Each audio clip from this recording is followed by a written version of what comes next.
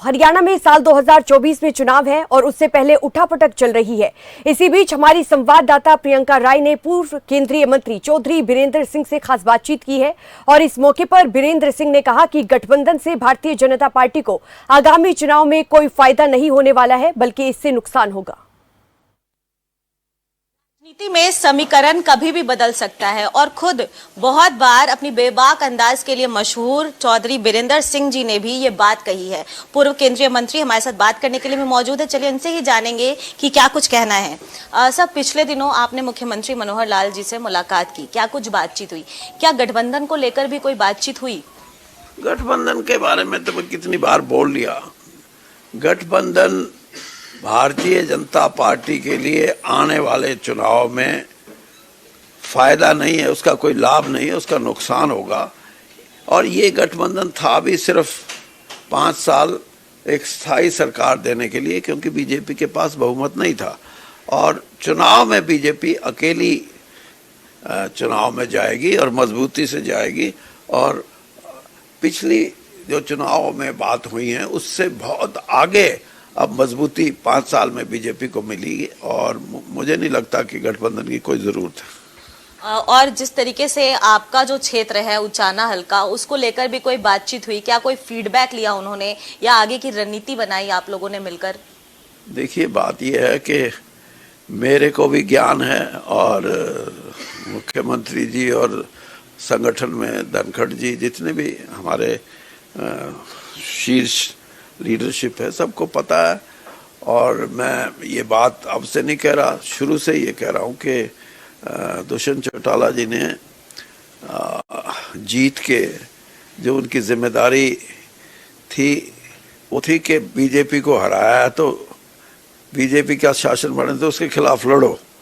लेकिन उन्होंने अपनी लोगों की इच्छा के विपरीत अपनी इच्छा को सामने रखते हुए बीजेपी से अलायंस किया और लोगों को ये पसंद नहीं आया। ये बात भी निभ सकती थी, लेकिन 3.5 पौने 4 साल हो गए, वहां काम ही नहीं किया, कभी गए नहीं, और गए तो किसी की शादी में जाके वापस आ गए कोई और। तो इसलिए उनका उचाना में लोगों का जो समर्थन है वो ऑलमोस्ट नगण्य है, खत्म है। बाकी कुछ लोग तो होते हैं जिनको राजपाट से फायदे लेने होते हैं, तो है नहीं, राजनीतिक तौर पे उचाना में अब नहीं है ताकत। सर, दिग्विजय चौटाला का एक बयान सामने आया है। आप लगातार कहते आए हैं कि जेजेपी को एक भी सीट नहीं मिलेगा, लेकिन वो दावा कर रहे हैं कि 2024 में दुष्यंत चौटाला जो हैं वो प्रदेश के मुख्यमंत्री बनेंगे। दुष्यंत चौटाला ने अपने आप को इस मुहिम में खुद पीछे धकेल दिया।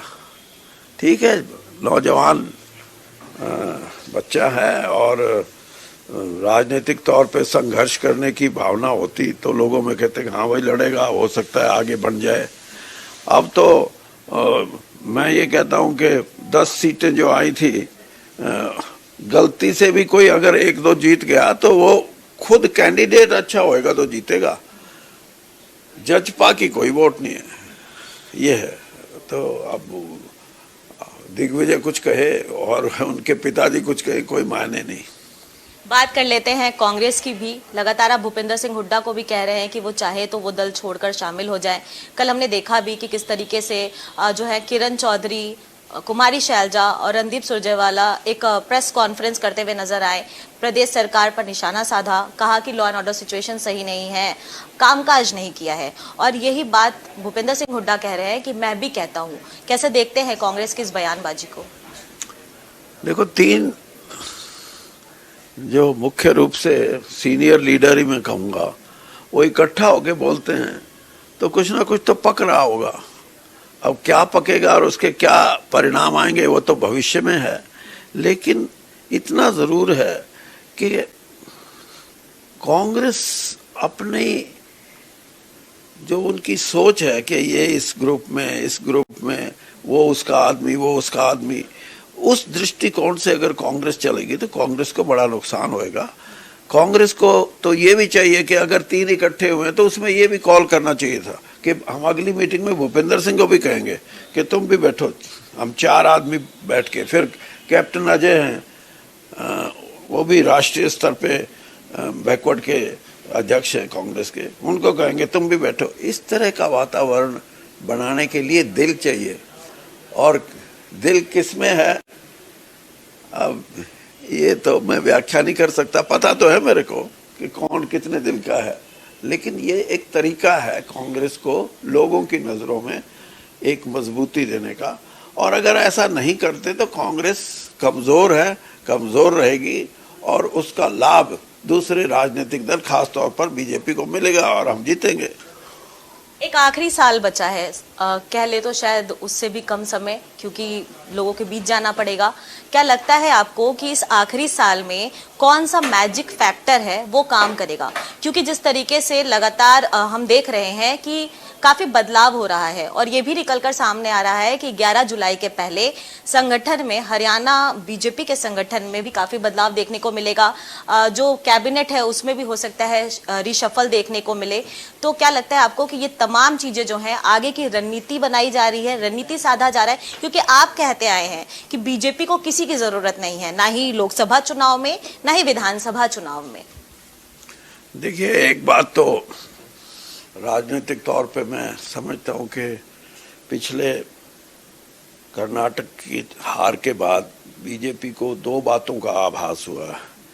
एक तो ये कि एनडीए की जो उनकी सोच कमजोर पड़ गई थी, ये समझ के कि अब हम स्पष्ट बहुमत है, कोई खास बात नहीं, कोई छोड़ता तो छोड़े। लेकिन अब हालात बदले हैं, इन बदले हुए हालात में एक प्रयास है कि कुछ ऐसी पार्टियां जो पहले भी बीजेपी के साथ जुड़ी हुई थी और आज भी अगर सही मायनों में उनको अपने साथ जोड़ा जाए तो एनडीए की शक्ल उभर के आएगी। और इसीलिए मैं एक बात हरियाणा के परिप्रेक्ष्य में बोल देता हूँ कि एनडीए का हमेशा ओम प्रकाश चौटाला जी जब पार्टी के सर्वे सर्वा थे या देवीलाल जी थे तो हिस्सा रहे हैं वो।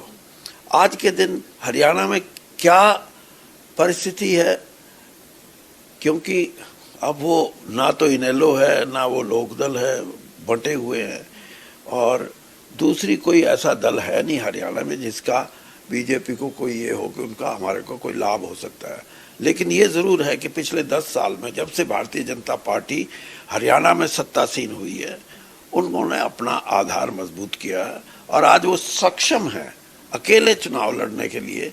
और इसीलिए मैं बार बार ये कहता हूँ कि अब बीजेपी कोई ऐसी नहीं है, जब लोकदल होता था या इनेलो होती थी तो वो मेजर पार्टी होते थे और ये माइनर पार्टी होती थी। आज बीजेपी सक्षम है, लड़ेगी, अकेला लड़ेगी। और संगठन में जो बदलाव होने की बातें निकलकर सामने आ रही हैं, उसको लेकर क्या कहेंगे? देखिए, बदलाव के तो अब जैसे 4 नए प्रदेश अध्यक्ष कल जिनकी घोषणा हुई है, उसमें एक नया तत्व आया सामने और वो बीजेपी के लिए बहुत लाभकारी हो सकता है। जैसे मैंने कहा कि एनडीए को जोड़ने की बात है, जो कद्दावर नेता अपने अपने राज्यों में अपने पार्टी छोड़ के भारतीय जनता पार्टी में शामिल हुए थे, तो 4 जो नियुक्तियां हुई हैं उनमें से 3 ऐसे हैं जो दूसरी पार्टियों से आए और भारतीय जनता पार्टी को ये एहसास हुआ और उनको ये उन्होंने जब अध्ययन किया होगा तो लगा होगा कि ये जो लोग हैं इनको अगर हम बीजेपी की बागडोर सौंपते हैं तो जो भारतीय जनता पार्टी से छटे हुए या अलग लोग थे वो भी ये सोचेंगे कि अब वक्त है हमारे को बीजेपी के साथ जुड़ के चलना चाहिए, क्योंकि बीजेपी अब सिर्फ उनकी नहीं है जो ये कहते हैं कि हमने ही बीजेपी बनाई है, हमारी ही ताकत है, बल्कि जो बाहर से लोग शक्तिशाली रूप में जिन्होंने अपना राजनीतिक जीवन बिताया है उनका लाभ बीजेपी को अवश्य मिलेगा। और हरियाणा के परिप्रेक्ष्य में जैसे आप कह रही हैं, हो सकता है कोई ऐसा बदलाव आए जिसको पार्टी उचित समझे, तो मेरे को इतना तो मैं नहीं कह सकता, क्योंकि मैं किसी ऐसे टच में हूं नहीं जिससे कि मुझे कुछ अंदाजा हो। लेकिन ये जो कल की जो घोषणाएं हैं और नियुक्तियां हैं, ये इस बात की तरफ जरूर इशारा करती है कि हरियाणा में भी इन चीजों पे अध्ययन हो रहा होगा और कोई फेरबदल की संभावनाएं हो सकती हैं।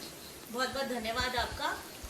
तो ये थे हमारे साथ बात करने के लिए पूर्व केंद्रीय मंत्री और बीजेपी के वरिष्ठ नेता चौधरी बीरेंद्र सिंह, जिन्होंने साफ तौर पर कहा कि बहुत सारे ऐसे फैक्टर्स हैं जो बीजेपी को आने वाले समय में चुनावों में बेनिफिट देंगे, और अगर इसी तरीके से कंटिन्यू रहती है बीजेपी तो मेजर पार्टी के रूप में भी हरियाणा में उभर कर सामने आएगी। नई दिल्ली से कैमरा पर्सन रोहन के साथ मैं प्रियंका राय, खबर फास्ट।